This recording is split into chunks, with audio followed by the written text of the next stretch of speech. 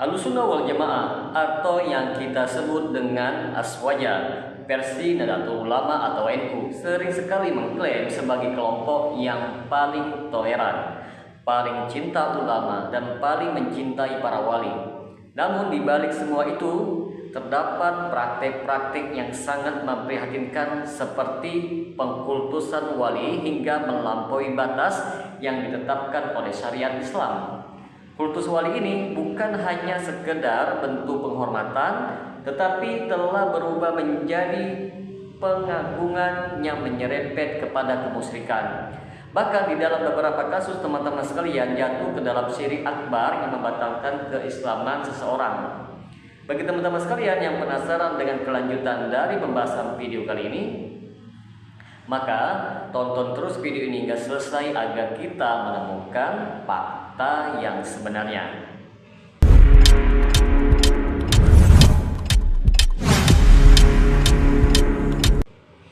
Assalamualaikum warahmatullahi wabarakatuh. Jumpa lagi dengan saya Rio Mulyadi di channel Manhaj Dakwah. Pada episode kali ini kita akan membahas tentang fenomena kultus wali dalam ajaran Aswaja. Teman-teman, apa itu kultus wali? Kultus wali adalah bentuk penghormatan berlebihan terhadap para wali Allah, hingga mereka diyakini memiliki kekuatan gaib, dapat mengabulkan doa, mengetahui yang gaib, bahkan menjadi perantara wajib dalam berdoa kepada Allah Subhanahu wa Ta'ala. Praktik ini banyak dijumpai di lingkungan Aswaja, terutama dalam tradisi-tradisi seperti ziarah kubur wali dengan keyakinan meminta berkah langsung dari wali tersebut, membaca doa-doa tertentu di makam wali dengan meyakini bahwa doa akan lebih mustajab jika dibacakan di tempat itu, meyakini wali bisa hadir dalam majelis dan menjawab permintaan orang yang bertawasul kepadanya. Keyakinan bahwa wali-wali tertentu tetap hidup dan mengetahui keadaan orang-orang yang mencintainya. Perlu kita ketahui bersama teman-teman sekalian, dari fenomena pengkultusan wali ini ada dalil-dalil yang dilanggar oleh pihak Aswaja, diantaranya yang pertama tauhid uluhiyah yang dirusak.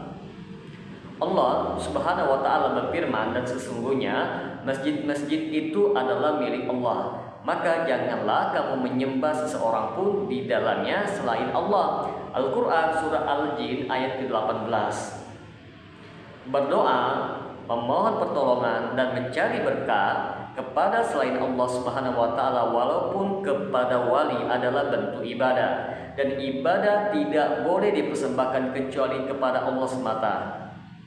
Yang kedua, larangan menjadikan kuburan sebagai tempat ibadah. Rasulullah Shallallahu Alaihi Wasallam bersabda, "Ya Allah, jangan Engkau jadikan kuburanku sebagai berhala yang disembah." Hadis riwayat Malik. Dalam riwayat lain, Rasulullah Shallallahu Alaihi Wasallam melaknat orang-orang yang menjadikan kuburan para nabi sebagai tempat beribadah. Allah melaknat orang-orang Yahudi dan Nasrani karena mereka menjadikan kubur nabi-nabi mereka sebagai masjid. Hadis riwayat Bukhari dan Muslim. Yang ketiga, teman-teman sekalian, tidak ada wali yang mengetahui gaib ataupun mengabulkan doa. Katakanlah tidak ada seorang pun di langit dan di bumi yang mengetahui perkara yang gaib kecuali Allah Subhanahu wa Ta'ala. Al-Quran surah An-Naml ayat ke-65. Wali Allah adalah manusia biasa yang taat kepada Allah. Mereka tidak punya kemampuan gaib apalagi mengabulkan doa. Teman-teman sekalian, terdapat fenomena yang nyata di masyarakat Aswaja. Yang pertama seperti tawasul goibi, yaitu meminta kepada wali yang sudah mati. Banyak masyarakat Aswaja yang berdoa, "Ya Syekh Abdul Qadir Al-Jailani, tolong bantu saya. Ya Sunan Kalijaga, beri saya keberkahan usaha."